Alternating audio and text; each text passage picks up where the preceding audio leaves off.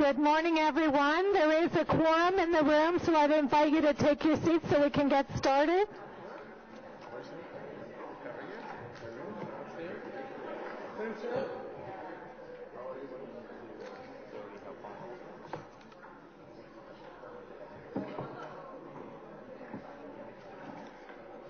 Good morning and welcome to the Community and Protective Services Committee for Thursday, February 22nd. We'll start with declarations of interest. Seeing none, confirmation of minutes 29 from December 7th, 2017. Carried. Communications as listed. Item number 1, Crime Prevention Ottawa Board of Directors nominations. Carried. Item number 2, commemorative naming proposal, Robert and Linda Poulsen Gymnasium. Carried. Item number 3, status update, Community and Protective Services Committee inquiries and motions for the period ending February 15, 2018. Received. Item number 4, City of Ottawa response to the Truth and Reconciliation Commission's calls to action. There is a presentation, so we'll be holding that item and returning to it.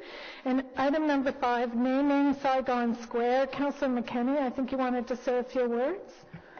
Yes, thank you, Chair. I'm really pleased to be able to bring this report in front of committee today. I've worked for some time with the Vietnamese community as anyone who knows the part of the downtown, especially known as West Centertown, it would not be the same place. Actually, I believe that we wouldn't have the recreation centers, the schools, much of the infrastructure that we have today without the influx of our Vietnamese community in late 70s and 1979 and 80 as a result of Marion Dewar, who was mayor of Ottawa at the time. Opening up the doors to the city. So today we've got that part of what we refer to as West Centertown is thriving. It's diversified, but you can't walk down Somerset without noticing the impact of the Vietnamese community beyond just all of the faux restaurants, which are I welcome anyone to come out and sample any of those restaurants, but certainly Plant Pool, Recreation Center, our schools, just so much of what's there is as a result of the influx of many new immigrants to the downtown, Italian, Chinese, Vietnamese, Korean. So this report will recognize just that southwest corner of Somerset and Preston as Saigon Square, and worked, like I say, with the Vietnamese community, who's now dispersed across the city in all of our wards, and pleased to bring that here today. Thank you. Sorry. Oh, Councillor Brockington. I'm certainly supportive. I just want to know, when might a ceremony take place? We are hoping in April, and I will make sure that everybody gets an invite to the opening of the square, to the commemorative naming of the square. Thank you. On the report? Carried. Thank you. Okay, so we're turning then to item number 4, which is the City of Ottawa's response to the Truth and Reconciliation calls to action. I just wanted to start by saying a few words. I'd like to begin by honoring and thanking the Algonquin people on whose unceded traditional territory the City of Ottawa is located, and I would like to thank and acknowledge the all First Nations, Métis, and Inuit people for their ongoing stewardship of this land. As we, this committee, this city, and this community work to breathe life into the Truth and Reconciliation Commission's calls to action, it's important to take every opportunity to come together and truly listen to each other so we can work towards reconciliation. This report represents a pathway for us to continue on our shared journey to reconciliation. The proposed Reconciliation Action Plan includes 14 actions that respond to the Truth and Reconciliation Commission's call calls to actions and principles. One of the actions included in the proposed Reconciliation Action Plan is the Reconciliation Tour Project. This was proposed and spearheaded by Dr. Cindy Blackstock and the First Nations Child and Family Caring Society of Canada after the city's Aboriginal Awareness Day last June. Councillors McKenney, Nussbaum, and I hosted a meeting earlier this month with Algonquin Indigenous, public and private sector leaders to begin to talk about what a reconciliation tour could include. Acknowledging the complete history and telling the true story of relationships between Indigenous and non-Indigenous people in Canada is one of the actions that the Truth and Reconciliation Committee asked us collectively to do. The second report recommendation being considered today to adapt and adopt the Federation of Canadian Municipalities Big City Mayors Caucus Statement of Reconciliation also asks us to make a similar acknowledgement and to commit to pursuing this journey of reconciliation together. The City of Ottawa has long been a leader in its relationship with the Aboriginal community, having created a formal partnership over 10 years ago. Since then, we have built a strong relationship based on mutual trust and respect and accomplished many positive outcomes for our Aboriginal residents. This statement solidifies our commitment to this next phase of the shared journey toward reconciliation. As the Community and Protective Services Committee, we have the important role of providing leadership as we continue to build relationships and trust with First Nations, Métis, and Inuit community members. To speak to the report, I would like to welcome Clara Freire, Manager of Partner and Stakeholder Initiatives in the Community and Social Services Department, and Mark Miracle, the Co-Chair of the Aboriginal Working Committee and the Executive Director of Gignal Housing. So thank you, Megwitch, and over to the two of you. Good morning, and thank you very much for the opportunity to be here. It's our absolute pleasure and honor to be here today to speak to this item. I can say without hesitation as staff that this is one of the most meaningful days for us.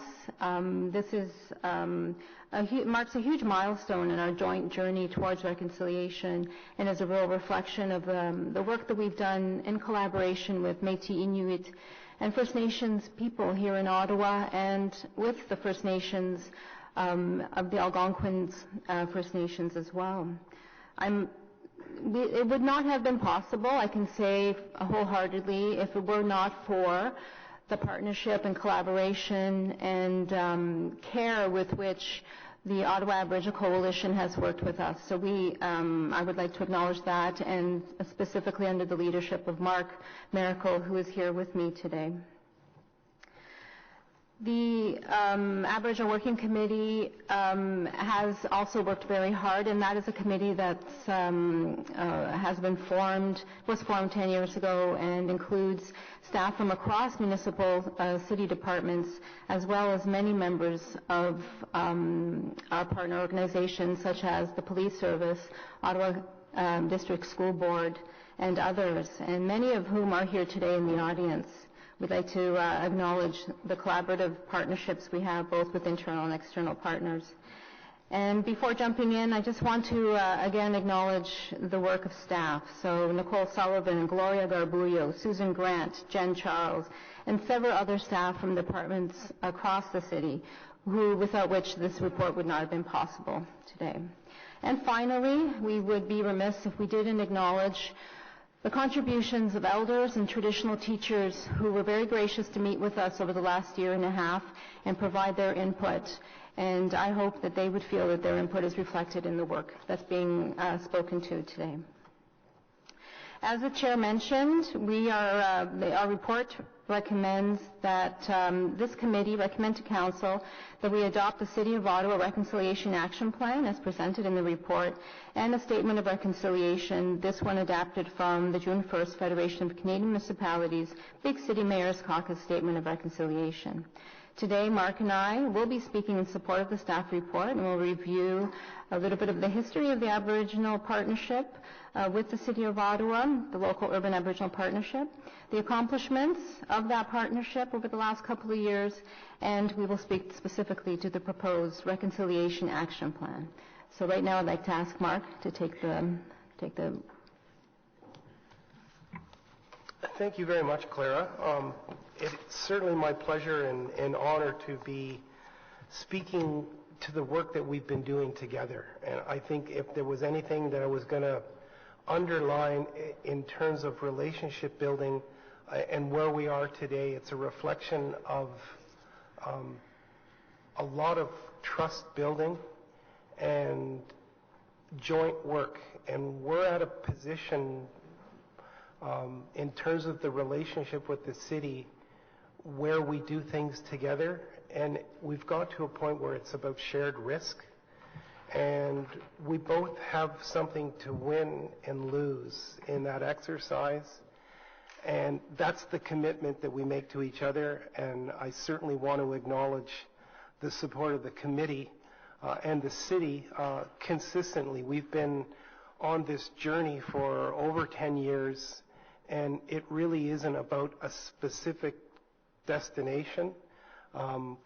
We're working at this together to make our city better for all of us. And I think we've had an earnest partnership with the administration of the city and staff, and certainly there's been the political support that's necessary to guide what we're doing. And I think we've got a good working example that we can share with the rest of the country. And this opportunity around reconciliation is simply an acknowledgement that what Indigenous people have gone through as far as truth and reconciliation and the residential school system is that people see what we've gone through. They've heard testimony and examples of how it's affected people's lives and families and communities. And we're now at a point where we start to try to understand how we put things back together, and we do it together, we do it cooperatively, collaboratively, and that's what we'll be speaking to in terms of our work here. As I said, it's been collaborative partnership, a journey of mutual trust building and reflection, information sharing, an inclusive decision-making process, and above all, it's about taking action. And that's what we're asking the committee's support, and ultimately Mayor and Council, is support to advance the notion of reconciliation and what we can do at the municipal and community levels to make that real. So in terms of the context of Ottawa, Ottawa continues to be a very important destination for many First Nations, Inuit, and Métis peoples. And there is support that's here and opportunities that the city provides. And it's notable that our community itself continues to grow.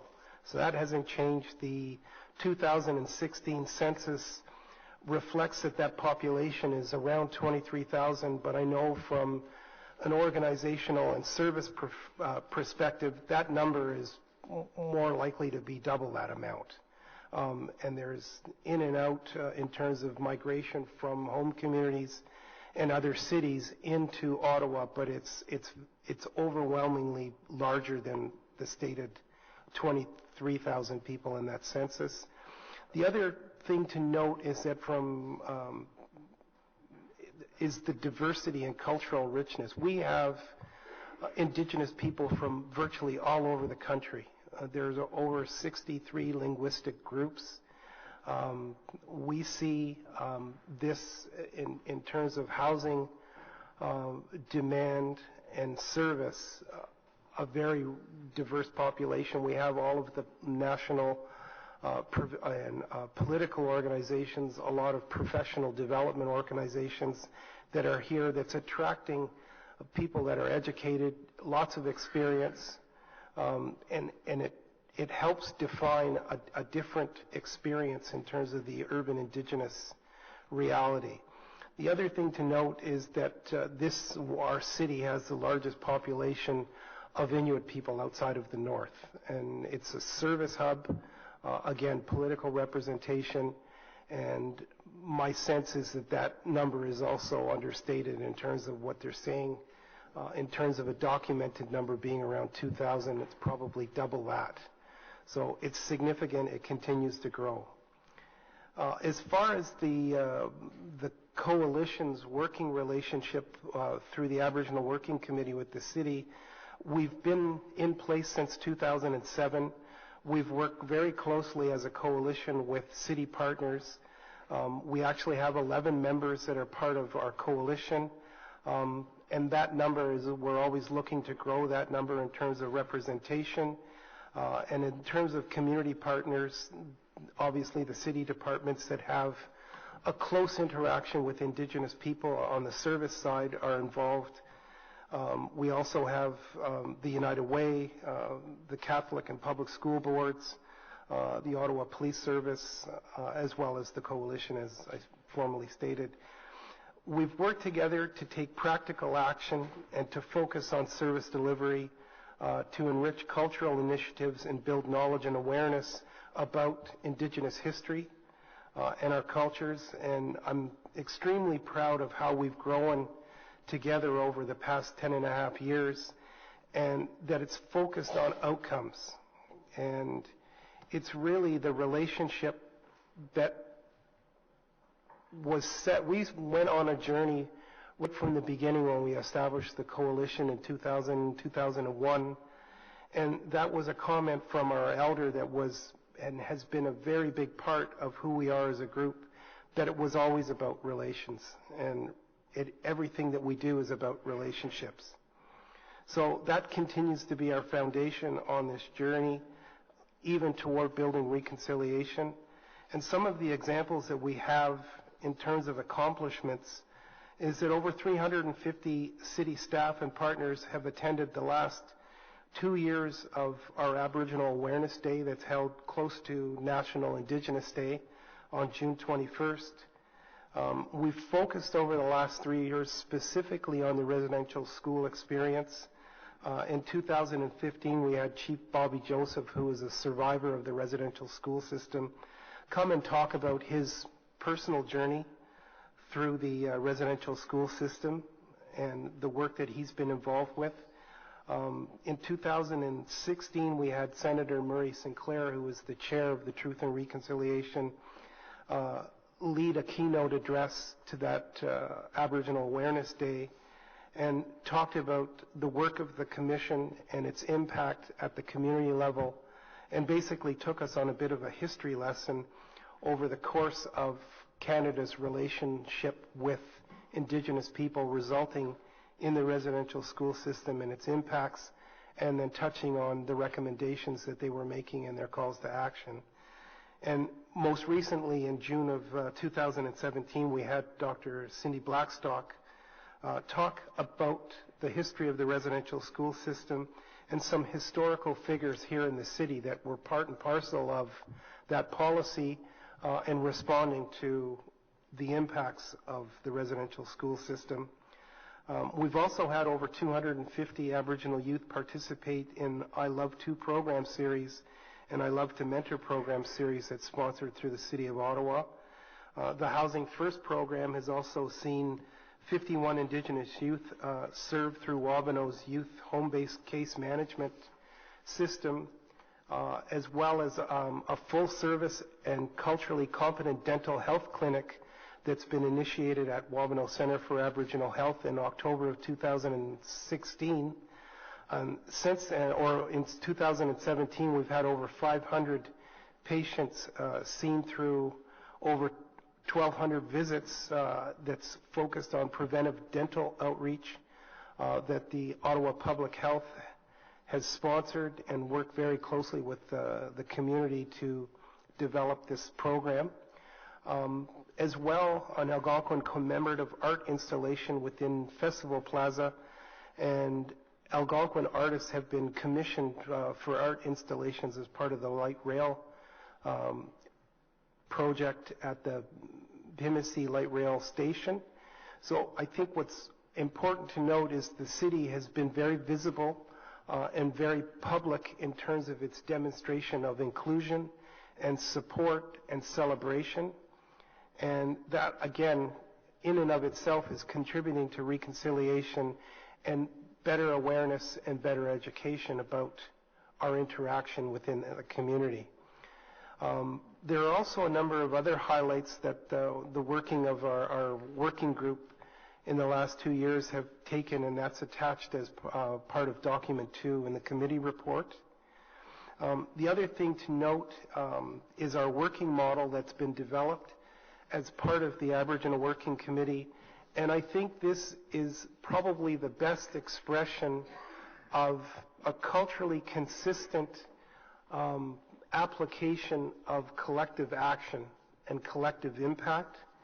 And we really have focused our efforts on developing a common agenda through our working relationship, that our work is focused on reinforcing and aligning our activities so that it does have impact, that we have a continuous communication process in place where we're getting regular feedback from the partnership and from the community. And the one thing that the model best expresses is, to me, is that we're focusing on 4 very specific areas, that being education, health, housing, and employment. And they're all areas that we can measure progress. So there is an intention that we have a model that's about shared measurement and focused on outcomes.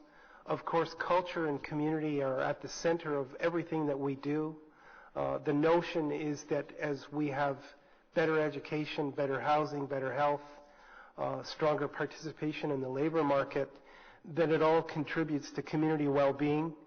And it's also focused on noting that everything that we do, if we're intentional, reconciliation is also part of that. And rather than need to talk about it, it becomes embedded in the way that we build relationships and how we work together.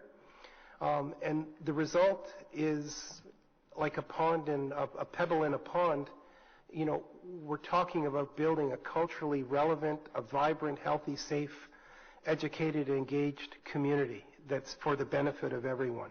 And once again, I think that the model itself expresses, certainly from an Indigenous perspective, a holistic approach, and it's one that we've developed in collaboration with our community partners. So I think I'll turn it back to Clara. Thanks very much. Thank you, Mark. So that really describes the foundation upon which we are proposing the city respond to the Truth and Reconciliation Commission calls to action. The Truth and Reconciliation Commission was established to explore the impact of the Indian residential school system on Aboriginal people in Canada. In June of 2015, the TRC released their report outlining 94 calls to action aimed at redressing the residential schools legacy and advancing reconciliation in Canada. The calls to action are directed to all levels of government, and several specifically speak to municipal governments. We have been working very closely with the Ottawa Aboriginal Coalition to engage over 500 people to identify and provide feedback on an initial municipal response to those calls to action that we have in front of you today. The community engagement has included participation in 3 Ottawa Aboriginal community forums, coalition community forums, both in 2016, 2017, and again in 2018. And we have co-presented our intentions to the community and received their feedback. We've had meetings with elders, traditional teachers, and Algonquin Council representatives. And we, of course, engaged with our Aboriginal Working Committee group of partners. Pardon me. The proposed action plan activities identified in the report respond in part to the TRC calls to action and to the principles of reconciliation as part of the Commission's work. It is meant to represent the city's first steps on the road to reconciliation and at the same time build on the foundation of the relationships that we have built with our Indigenous community partners and members broadly in Ottawa.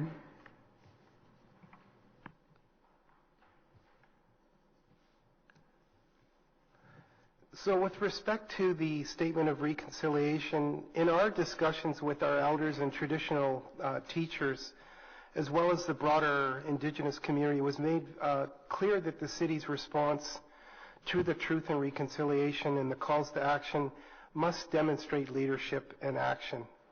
And the first step is the adoption of a council statement of commitment to reconciliation. And again, it's consistent with what we've put forward as an agenda of action, that it's reinforcing that there's alignment, that it's an intentional progression of the relationship. The statement acknowledges the legacy of the residential schools. It recognizes the significance of the undertaking of the Truth and Reconciliation Commission, and it commits to working with the Aboriginal community to ensure our voice and our needs are being addressed and included in what we are as a city. The adoption of the statement is also important in that it takes immediate action. It solidifies the commitment to this next phase of a shared journey toward that reconciliation. It reaffirms a common understanding, a mutual recognition and respect between the city and our community, and it reinforces for all residents the values and principles that the city embodies. The proposed Reconciliation Action Plan reflects and builds on the spirit and intent of the TRC calls to action and the principles of reconciliation. It builds on the input received from elders and traditional teachers and the Algonquin communities. It builds on municipal work and accomplishments achieved through the Aboriginal Working Committee, and it builds on the actions undertaken by other municipalities across Canada, which were also explored. The report recommends 14 actions that have been identified over the past year, many of which are already underway. 2/3 of initiatives are already underway, and 1/3 are at the beginning. 3 initiatives have also been identified for future consideration and exploration in partnership with the Indigenous community partners, senior management, and political leaders.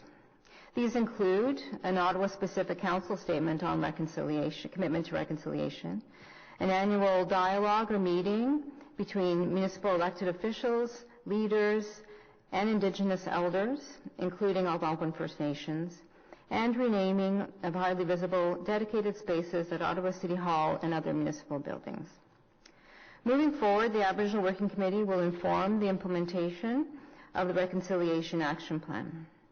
It is our intention to report back to Council by the end of 2019 with an update on the Reconciliation Action Plan, which may include new recommended actions for consideration by Council.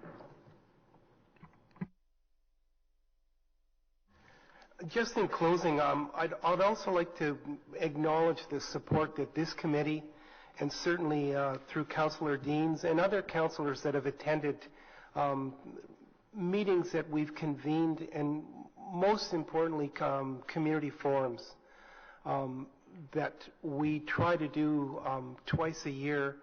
That's an engagement with the community, that's focused on providing an update on our activities. But it's also about celebrating accomplishment and achievement. And we make a big effort to make sure that we acknowledge people in the community for their contributions. And we couldn't do that in a public setting like we do at City Hall without the support of the city. So thank you very much for your ongoing support. It's been consistent. It's been a constant. And in terms of, from an economic or a market point of view, you guys have been very predictable, and that creates stability. And I think that's incredibly important because the community sees that, and we do it together, and I certainly want to acknowledge that partnership. So thank you. Thank you both for the presentation, and we certainly acknowledge the partnership too. It's been a great working relationship, and I think together we're leaders, and we all feel good about the journey that we're on together. We have some questions, starting with Councillor Fleury. Merci, Madame la Présidente. Thank you for the presentation. We know the work that the coalition does with the city on a regular basis, but it's good to see it on the committee floor and kind of see a good landing point, a good foundation of the work that is ongoing and some of the goals for the future. I'd like to refer to the diagram. I know it was one of the slides. I think it's diagram number 1. And I'm just pulling it up here. In diagram 1, yes, exactly. So in the internal section is housing. And Mark, I know that Gignall Housing, your organization, and certainly I know you wear multiple hats, but does great work, and we have other housing providers at the table. I'd like to hear from you, like I'm not seeing specific housing goals, and I know that for the community there are specific housing needs that, for example, you and I have talked about over the years. I'd love to hear, and I don't know if Clara's best position or you to speak to how come there's not more specific housing goals if it is in the table of some of the discussions at the table.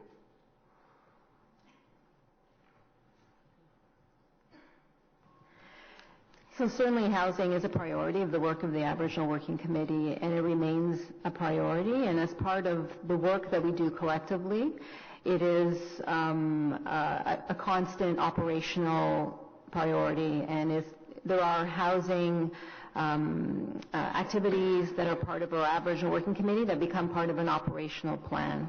So what's before you are actions that are above and beyond that we're speaking to specifically in terms of the TRC and the calls to action. But housing actions are still part of the Aboriginal Working Committee work plan and continue to be so. Okay, that's good to hear. I'd love for us to set maybe as future goals a little more ambitious targets, because I'll give the example of Shepherds of Good Hope, who are trying to work with us at the city in housing specifically, where they have 40% of the clients that they see are from Inuit community, and there's been challenges by the type of housing stock that's available for that specific community, which we're not able to respond, but at the same time, there are provincial and federal programs under the urban Aboriginal strategies that we can't seem to unlock. So I know that there's great work, there's good initiatives. This is a very important report, and I certainly support all the great work. But I also think it's important to be constructive, and in that context, for me, we have to assist and lead with the partners the discussions with our provincial and federal partners, specifically on the urban Aboriginal strategies that both governments have. Because what I'm seeing is that I'm using the OCH examples where the community going through the traditional route of being as a top priority because you're homeless, then being housed, then for various situations not being able to stay housed and back on the registry back. So that there's something there that's not working, and we need to bring additional attention to it. So I don't know, Madam Chair, if as part of this report I could give direction to staff to entertain and work with the coalition to bring forward to both the provincial and federal strategies some initiatives that we can undertake in Ottawa in terms of housing. I think Ms. Burrell is going to answer that. So, as you're aware, there's going to be a report coming forward on the 10-year housing and homelessness plan at next CPS. So, as a component of that, we can certainly talk about the response to Indigenous people as part of that report back. Okay, perfect. Thank you. Councillor Fleury, Mr. Miracle. One of the things you don't see is the indicators that we've initially identified under each of those 4 categories. So on the notion of housing, there is a much bigger discussion that's happening provincially and federally around the national housing strategy, and there is an intention for the provincial government to develop a provincial Indigenous housing strategy. And we just recently had a meeting with representation from Indigenous, well, it's the Department of Indigenous Services Canada, specifically about the federal Indigenous housing strategy that up until last Monday, they were looking at creating what they were terming nation-to-nation housing relationships with the political organizations, but it didn't specifically address the urban concerns. The overwhelming majority of Indigenous people in this country are in urban areas, and in Ontario specifically, that number is over 85%. So it's significant. It is the driving demographic in terms of service consideration, and housing is such an important part of what we are as a community. So it's not lost or forgotten. And really the notion of homelessness is we have to do a better job in providing affordable housing to the community. And all of our representations have been focused on firstly protecting existing stock, dealing with the notion of affordability and the end of operating agreements that a majority of urban-based housing providers have an immediate crisis coming. It's emerging in a number of years. So we know we got to focus on new development, on increasing supply. And as I said, there is a working group that is hopefully resulting in a presentation to Cabinet at the provincial level before the break for the election process, confirming an intention to, there is a draft framework in place to confirm an Indigenous housing strategy with the full involvement of the urban and rural Indigenous housing providers that it most directly affects and our tenants. And there is an intention and an acknowledgement at the federal level that there needs to be a fourth stream in their consideration of an Indigenous housing strategy at the national level that includes urban, rural, and northern housing as part of that framework. So we have a process, and I would certainly be more than willing to share as developments unfold and information becomes available with you and with the committee as well. Okay. Thank you, Councillor Fleury. Councillor Brockington. Thank you, Madam Chair, and thank you as well to you both for your presentation today and really for all the efforts of all the community partners who have contributed to the action plan.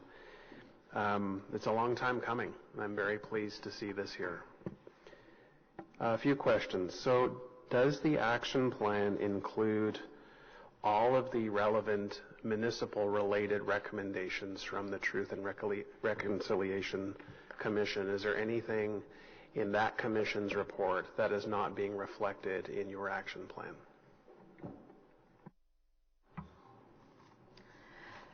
The proposed action plan speaks to the majority of the TRC targeted actions to municipalities, not all of them. We are working on the ones that we feel we can actually achieve together. There are some that require further discussions with other levels of government.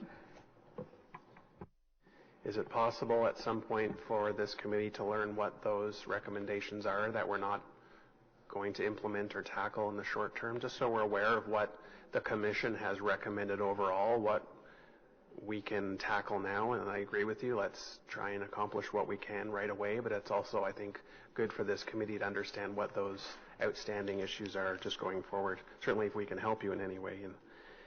And, are all of the recommendations in the action plan new from what is currently being offered or provided in the city? Are these all new objectives, foci, objectives within the city? Or are any of these complementary or just additions to what's currently being done?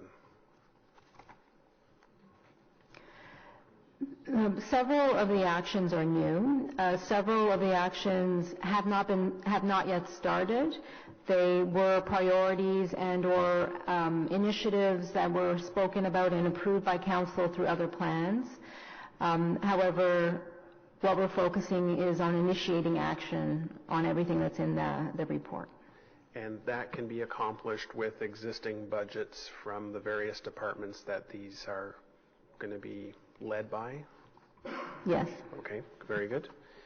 The report talks about various training initiatives for city staff to make them, more aware with whether it's cultural awareness or other opportunities. You're silent on elected officials, and I think that is a glaring gap in this report, and the lack of training, awareness, sensitivities that I'll speak for myself that I have and am very open to receiving. Why are you silent in that regard? There's no particular reason why we're silent in that regard. We absolutely welcome that suggestion, and we would be happy as staff to work with you to make that happen.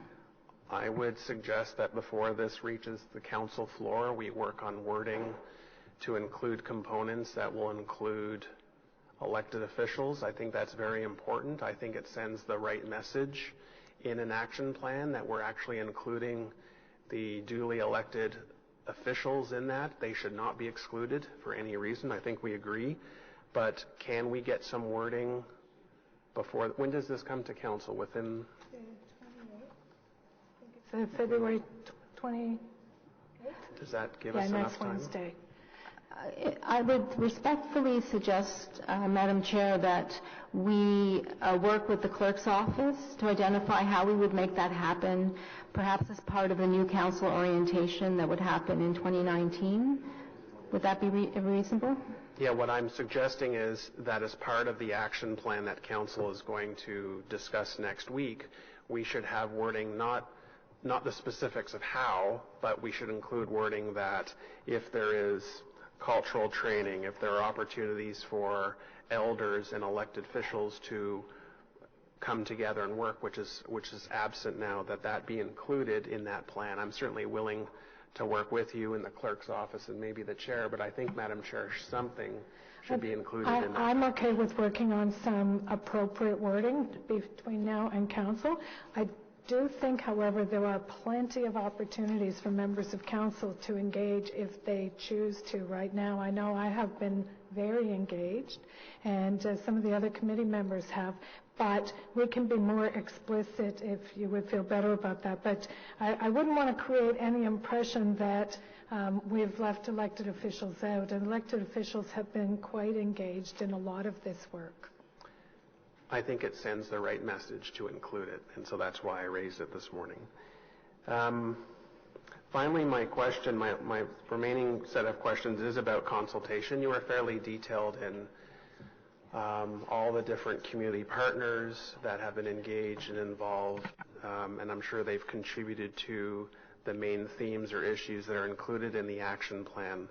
Once the action plan itself was written, did you consult on the action plan to make sure that what was being proposed, is exactly what those community groups and all your community partners heard, was recorded, is reflected in this document?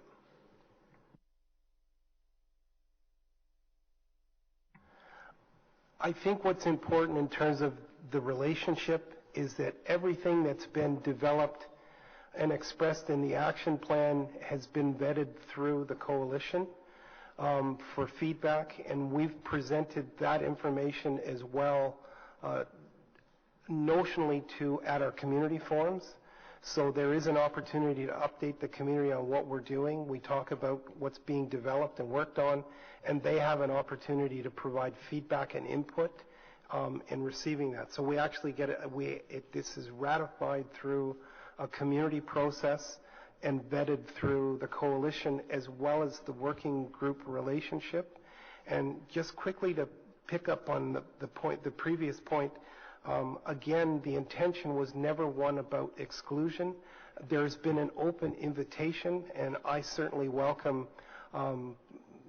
committee wanting to be more intentional and inclusive of the opportunity to receive more awareness and education training, and we're open to working through the partnership to make that available. Absolutely. Great. Thank you very much again for your presentation. Thank you, Councillor Brockington. Councillor Nussbaum. Thank you, Chair, and thank you to staff for the presentation and for the report and action plan. I just had one question a little bit about governance.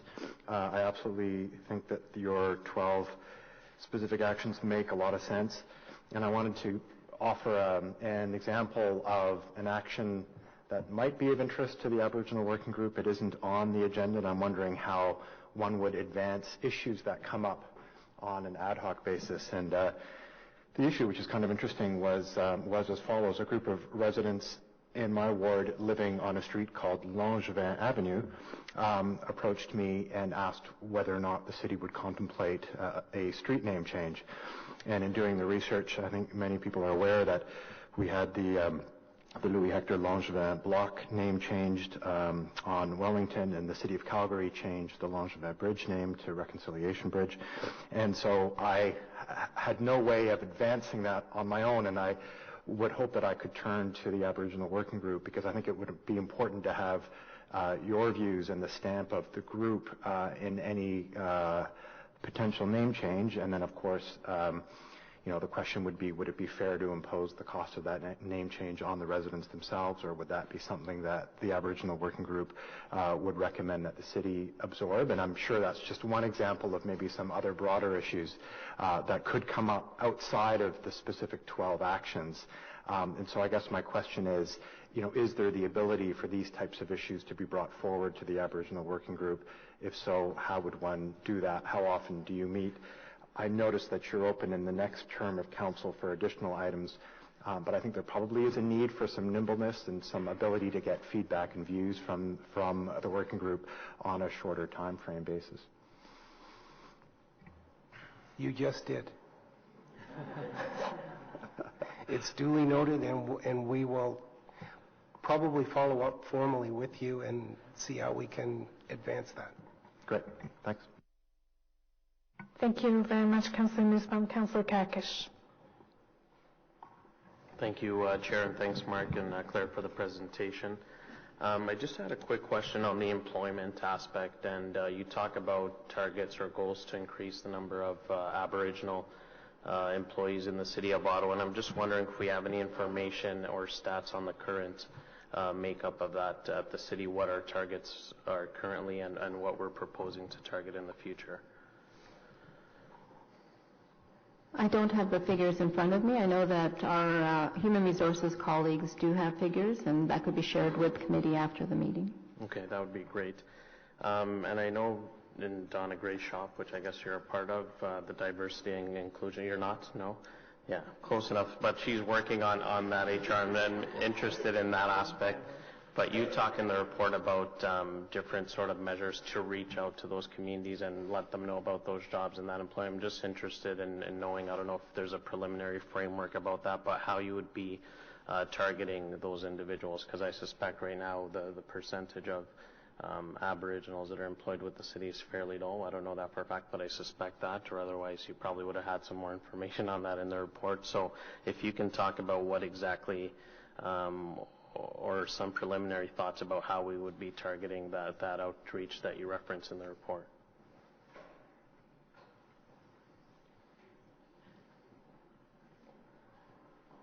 Well, there's a couple of ways in which we're tackling this. One, we have regular job fairs where there's an information exchange and an engagement with community and youth for opportunity in the city.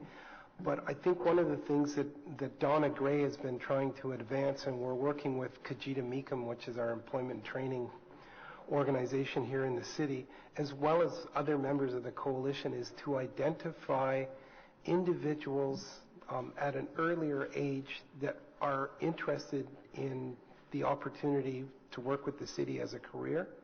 So the city has an intention to be more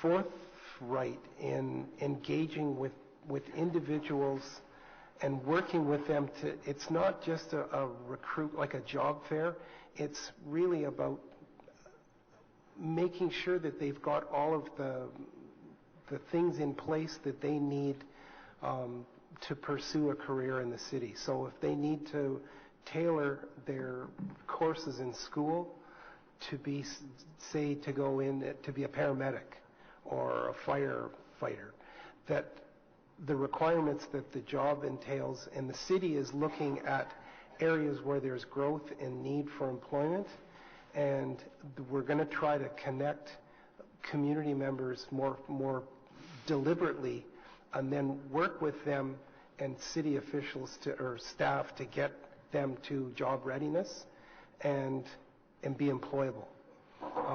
The city already has an excellent summer employment program and leadership program, and we want to build on that. And the best way to do that is at least through the coalition members and our community organizations, is to identify people. So I mean, I've got through Gignal Housing, we've got roughly 450 tenants that have education and experience and skill sets or interest in pursuing something. We need to make sure that we identify them and that they have something broader that they can feed into. And, you know, the other 10 members of the coalition, we can emulate the same thing, whether from a woman's perspective, from a health perspective, but there's broader community engagement, intentional to lead to employment. So we've got a good partnership and a stronger commitment from the city to explore how we actually do that together. And just curious, from talking to folks in your communities, your sense that some of them, or a good number of them, are applying unsuccessfully, or is it more the skill set issue that you referenced, or a bit of both? It really is a bit of both, and I think we need to be a little bit more intentional in what we're doing, and it's also a trust-building exercise that people at the community level need to see that there is a real opportunity and that there's real support to see them achieve success. And, you know, it's such a nuanced relationship, because our relationship with the school boards has really been about awareness about who we are and what we offer in the community and what the community looks like, and then an education process that goes back and forth between what the school boards do and how they operate and what the community expects and needs in terms of inclusion and engagement. But the notion is we want to see better educational attainment that will then set them up for better training opportunities and for advancement in the labor force. So everything related to education is like a mutual fund, and the return on investment is how they participate in the labor force. And it's really been, you know, more of a business approach that we've tried to apply to how we're orienting our work and our relationships to pay off. And I think there's a much bigger commitment from the city to make something happen that's achievable, but, you know, we're right at the front end of this, and I think the right people are involved, the right commitment is there, and it's up to us. You know, the doors are there for our community. We've got to encourage them to pick a door and walk through and support them. Okay, that's great. Thank you. Claire. Thank you, Councillor Kakish. Anyone? Oh, Councillor Kadri? Oh.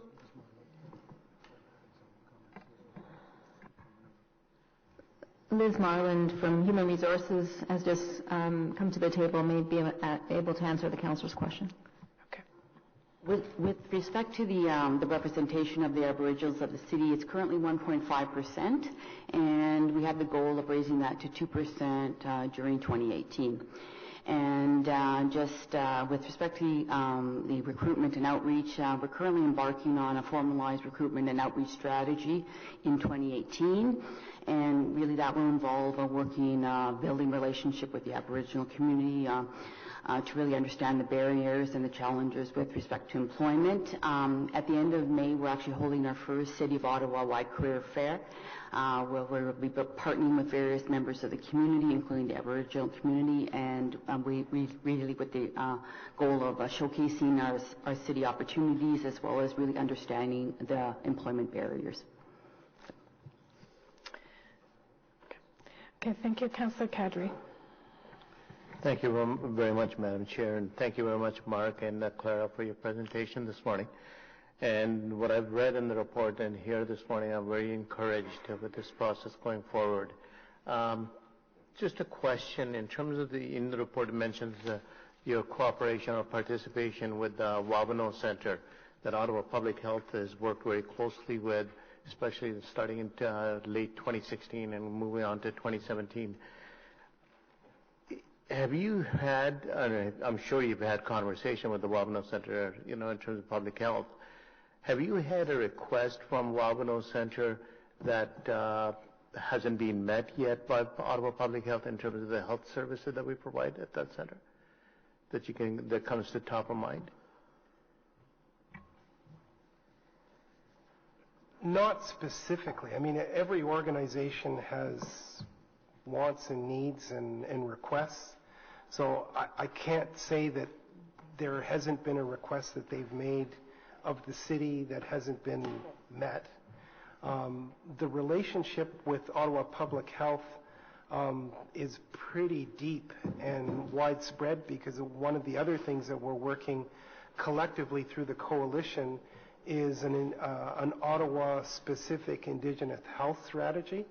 So that's much broader and much more comprehensive, and it's a bigger engagement, not just with Wabano, but also with Akusavik, which is the Inuit Health Center. So there is, again, an intention to do something broader.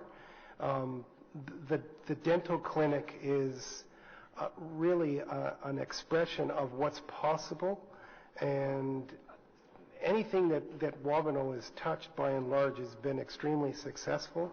So partnerships with other city departments, the return is exceptional. They're a solid organization, one of the stronger partners that we have around the coalition table, and their engagement with other city departments is reflective of that type of strength and relationship building as well. So I can't say that there's anything that's not been met explicitly. All right, thank you very much, Mark, for that. And again, coming back to the relationship factor that you continue to talk about, I think in terms of the partnership between the city departments and to the private partners or public partners out in the community is a key. And the relationships that you're building through this process, I think, is an everlasting relationship. I know, talking to the staff at Public Health, they're committed to this partnership, at least, working with Wabano, for example. And I want to thank you and your team for all of your work progressing that conversation and that relationship. So thanks very much. Thank you, Madam Chair. Thank you very much, Councillor Kadri. Anyone else? So carried on the report recommendations? Carried, and thank you, Mr. Miracle, for being here, and thank you, Clara, as well. Okay, so moving on then.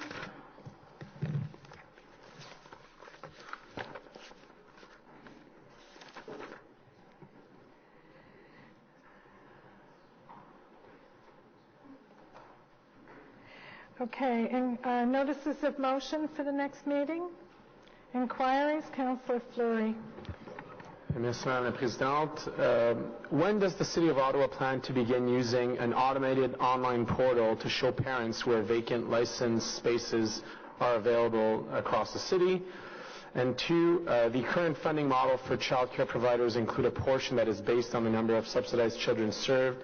At what point will the city revisit the funding model towards the goals of the renewed provincial framework? Thank you. Any other inquiries?